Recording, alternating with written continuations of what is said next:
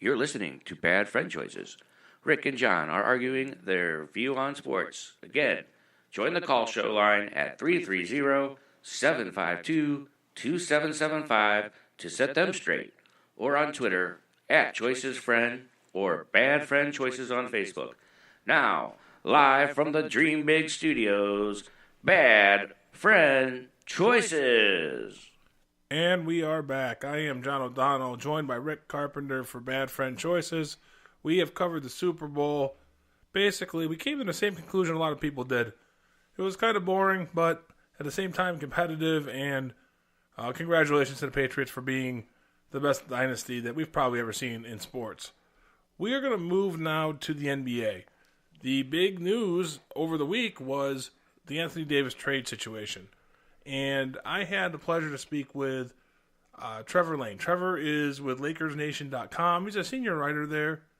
I had a full interview on Cinderblock Sports, and you can find me at Cinder Sports. A little different type of show, more focused on kind of the personal touch of sports.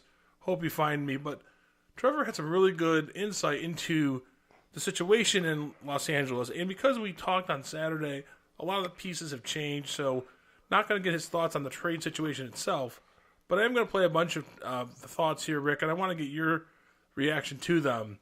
First, I talked to him about kind of what does LeBron's impact mean to this situation? How is LeBron impacting what the Lakers are doing? And here's what he had to say.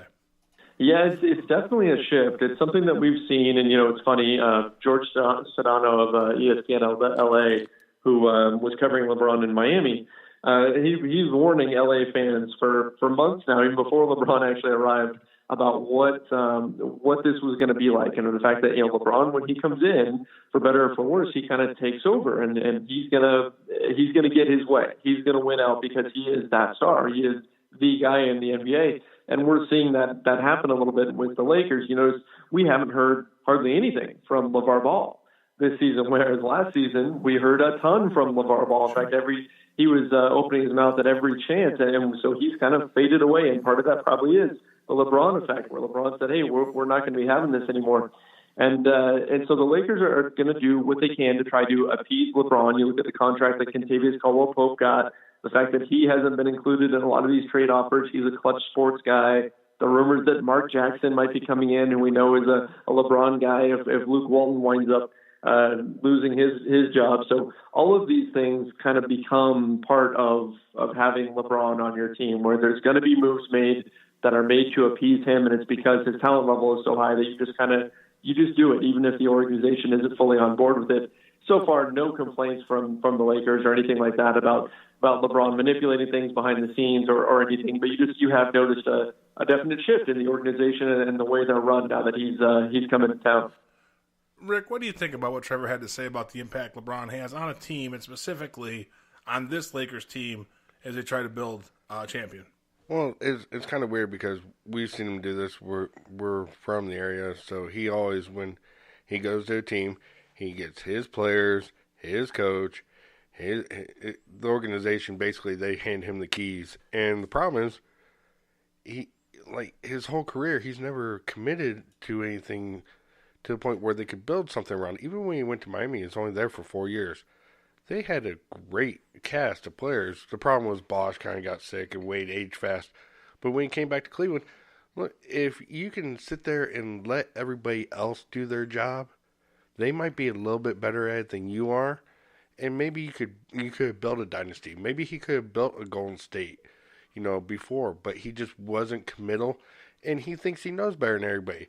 And it's funny because time and time again, I always hear people say he's the smartest he's a basketball savant. If that's true, then you wouldn't make some of the stupid shots I've seen you take in the past. You wouldn't do some of the stupid moves like get your boy J.R. Smith signed for $16 million, get Tristan Thompson for $18. Let the office and let the general manager do their job, and I bet you they'll find the right pieces, and it'll probably work out better than what you're doing right now, because you're going to see this. He's going to trade away the entire Lakers team for Anothny Davis. And like I just pointed out to you a minute ago, this trade, if it happens or doesn't happen, it's going to do the same thing. It's going to blow up the Lakers. They lost by 42 to Indy tonight. Those players did not want to play for him. And look, if you're going to let LeBron run the team, that's the problem you have. LeBron ran the Cavs. That's why Kyrie left. Yeah, I think you're too harsh on the LeBron factor, especially in this game, the 42-point game. Listen, this stuff happens. These guys are young. I think the pressure of the situation got to them. They're not used to having their names in the media, going to New Orleans, LeVar Ball back in the news. There's a lot going on here. You can't blame it all on LeBron. The trade is a good idea. Anthony Davis is a star. If you can get him and add him, you should. So I don't want to say it's all LeBron's fault they lost by 42. You are a basketball player. You're a professional. Get out there and play basketball. That's really not on LeBron. That's on you, LeVar Ball. That's on you, Hart. That's on you, Ingram. That's on you, Kuzma. That's really not on LeBron. Right, and no, I'm not saying that part's on LeBron, but the trade and the way it all gets publicly done and the way he does it behind the doors, and everyone in that locker room knows he's the one pushing for this trade. So they're sitting there going, "Oh, great, this guy doesn't think we're good enough to play with him," and so these are kids. They're 21, 22. Most of them are really young, and they're just seeing it like, "Oh, we're not important. We're not good enough. Oh, we'll show you." I can see this tearing that team apart. I really can. Well, it certainly hasn't gone well since this has come out. I also don't think it's fair to say LeBron tears teams apart. Again, the Miami situation wouldn't have happened if he didn't want it to. If he didn't want first Carmelo, then Chris Bosh, and Dwayne Wade and him all to play together, Pat Riley wasn't going to do that by himself. LeBron was the one that orchestrated that, and that was a great team. Maybe they underperformed. They still won 2 championships. Yeah. He comes to Cleveland, makes his team in the image he wants. Maybe they underperformed, still won a championship. Now, this is the real test. He goes to L.A. He's older. They are going to put a star around him. It's probably going to be Anthony Davis, but then what else? And to that, I asked Trevor, if the Lakers get Anthony Davis, what do the Lakers look like, and what do they have to do to win? Oh, they'll definitely need more, and it's something where the job won't be done this season. I don't think that throwing a team together here in February, even if you have Anthony Davis and LeBron James, I think chemistry-wise, that's not enough time to put together a cohesive basketball team, especially considering they're going to have to trade away so many guys in order to get Anthony Davis. And so I wouldn't say that they would be a title favorite or anything this season or anywhere close to that. And that's even if they even make the playoffs at this point. Right now, they're sitting in the 10th seed as we speak. So there'd still be a lot of work to be done, but I think they would be a major player on the buyout market. I mean, we've already heard names like DeAndre Jordan and Robert Lopez, as well as a whole host of other players who could be bought out if they aren't moved by the trade deadline. Of course, Carmelo Anthony, I think, would almost be not necessarily a lock, but a very, very very high probability of taking one of those spots on the Lakers if a spot opens up through a trade. So there's some guys that they would add in the here and now in order to fill in a roster, but then a lot of their work would have to be done next summer, where they'd be trying to add pieces and looking for guys that are kind of in that ring chaser mode. There is a nuclear option here for them, where if they completely gut their roster, and this is extreme, but if they were able to get rid of every contract that isn't LeBron and Anthony Davis, they actually could have enough cap space to almost get to a max level offer for a less than 10-year vet. So a guy like Kawhi or like Kyrie or one of those players. So in theory, they could go after a third star this summer, but again, it would require a pretty drastic move, and that would be to completely tear down their entire roster outside of LeBron and Anthony Davis, which, who knows, maybe they would consider something like that, but it would be pretty extreme. Rick, I think LeBron James would want to go that way. You and I have seen his act here in Cleveland. He was continually trying to add star after star after star. If they can't, and they're stuck with Anthony Davis and a 34, now 35 LeBron James, can they put the pieces around him to win?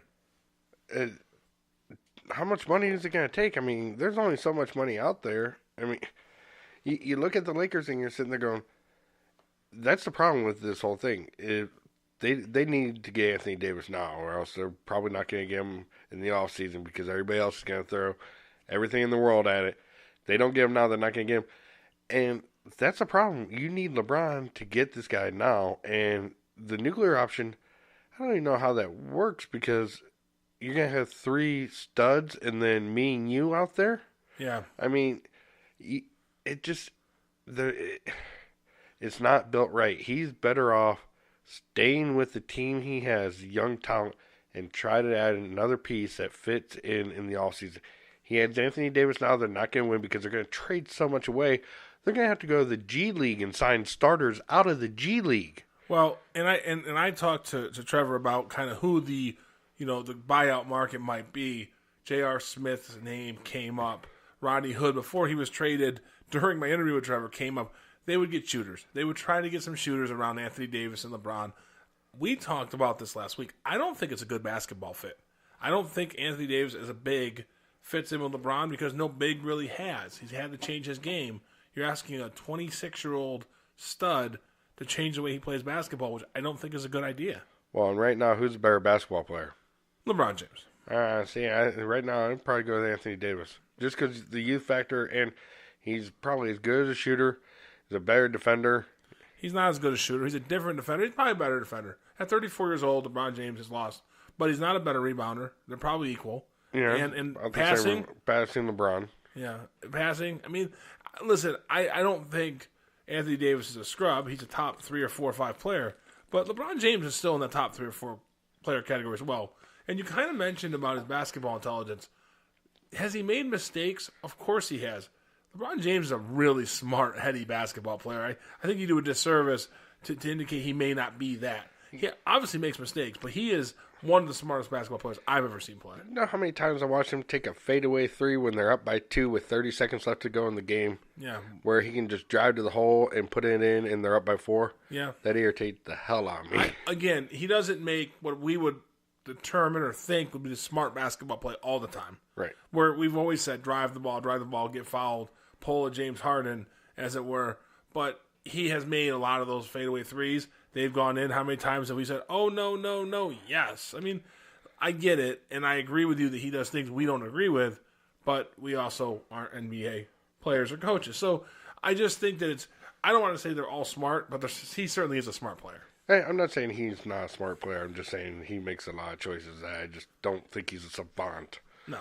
But, I agree. So another topic that we covered, and you hinted at it, once we get into July, the Celtics can get involved into this trade market, and most people think the Celtics have the most assets to offer, which is why the Lakers are making such a push now.